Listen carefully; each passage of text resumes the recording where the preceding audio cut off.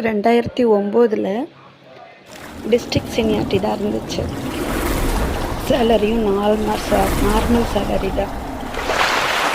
அதை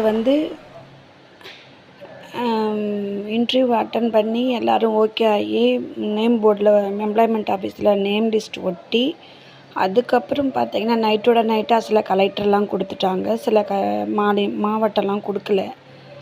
அது உடனே திரும்ப ஒரே நைட்டில் ஸ்டேட் சீனியாரிட்டியாக மாறி எம்பிசி போச்சு. எம்பிசி வரைக்கும் டேட் ஆஃப் பர்த் 72 வரைக்கும் போச்சு.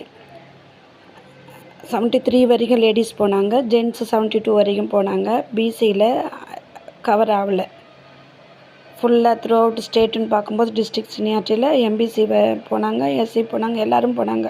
பிசி கொஞ்சம் நின்று போச்சு. ஆனால் இது விஷயம் தெரிஞ்சவங்க இரவோடு இரவாக கலெக்டர் கொடுத்துட்டாரு. அதில் பாதிக்கப்பட்ட வாழ்க்கையும் லைஃப்பும் நிறைய பேருக்கு, எவ்வளோ குடும்பத்தில் பிரச்சனை, எவ்வளோ சண்டை. அதுக்கப்புறம் வந்துடும் சொல்லி அது ஏமாந்தவங்க. அப்போல்லாம் யாரும் போராட தெரியல.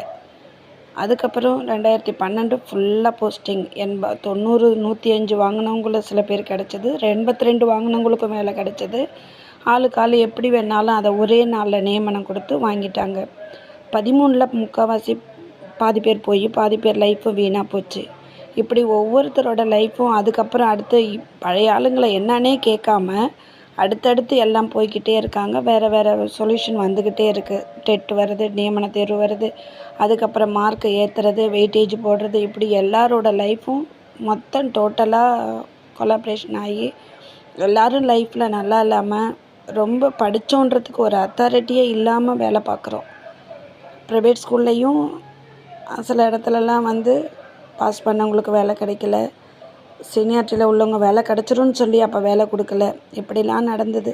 இதெல்லாம் ஓரளவு பழைய எம்எல்ஏங்களுக்கும் இந்த செங்கோட்டையன் அவர்களுக்கு நல்லாவே தெரியும். உங்களுக்கு தெரியறதுக்கு இனிமேல் யாராவது சொன்னால் தான் தெரியும். இதெல்லாம் நாங்கள் நேரில் கேட்டு வேலை வாங்குறதுன்றது அவ்வளோ சாதாரண விஷயம் இல்லை. அவ்வளோ பிரச்சனைகள் அதில் இருக்குது. ஏஜ்டு பர்சன்லேருந்து ஒரு பதிவு பண்ணுறோன்னா டீச்சர்ஸ் அழகாக 5 வருஷம் 4 வருஷம் 3 வருஷத்துலேயே வேலை கிடச்சது தான் எல்லாருக்குமே. இப்போது அதில் எல்லோரும் போய் கொஞ்சம் பேர் நின்றும் பார்த்திங்களா, அவங்களோட மன வலிமை எப்படி இருக்குன்றதை அனுபவித்து பார்த்தா தான் தெரியும். இப்போ இருக்கிறவங்க நிறைய என்னென்னமோ பேசுகிறாங்க, ஆனால் எல்லாருக்கும் வேலை தேவை தான். வயசாகுது. இளைய தலைமுறைகள் ரொம்ப கேள்விக்குறியாக நின்றுட்டுருக்காங்க. பாஸ் பண்ணவங்க ஒரு பக்கம், நிறைய பேர் பாஸ் பண்ணவங்க இருக்காங்க. ஆனால் எதுலேயுமே வேல்யூபிள் இல்லாமல் வீட்லேயும் மரியாதை இல்லை, வெளியிலையும் மரியாதை இல்லை. எல்லாமே டீச்சரே வேணாம், பொண்ணும் கொடுக்க வேண்டாம், பையனும் கட்ட வேணான்ற நிலைமைக்கு வந்துட்டாங்க. இப்படிலாம் ஒரு சுச்சுவேஷனில் டீச்சர்ஸோட நிலைமை ரொம்ப ஒஸ்ட்டாக போயிடுச்சு. டியூஷன் எடுத்திருந்தா கூட அந்த டியூஷன் கூட இப்போ கிடையாது. எல்லாம் ஸ்கூல்லேயே முடிச்சிடுறாங்க, ப்ரைவேட் ஸ்கூல்லையே. அதுலேயும் சம்பாதிக்க முடியாது. அப்போ ஒரு டீச்சரோட லைஃபுக்கு பிஎஃப் இல்லாமல், ஒரு சம்பளம் ஒழுங்கான முறையில் இல்லாமல், பிள்ளைங்கள வச்சுக்கிட்டு எவ்வளோ கை குழந்தைலாம் வச்சுட்டு கஷ்டப்பட்டோம். நீங்கள் தான் உதவி பண்ணணும். அப்போ இருந்த ஆஃபீஸர்ஸு மாவட்டம் விட்டு மாவட்டம் பதிவு பண்ணி அதெல்லாம் ஸ்டாப் பண்ணிட்டாங்க.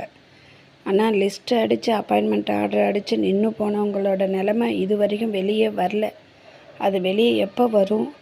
இந்த மாதிரி ஒவ்வொருத்தருக்கும் பாதி பேர் கொடுத்து பாதி பேர் நிறுத்துறது எவ்வளோ பெரிய தப்பு ஒரு அரசாங்கத்தில் அப்படின்றத புரிஞ்சு ஏதாவது உதவி செய்யணும்னு நான் பணிவன்போடு கேட்டுக்கிறேன். இருக்கிற டீச்சர்ஸை காப்பாற்றுங்க.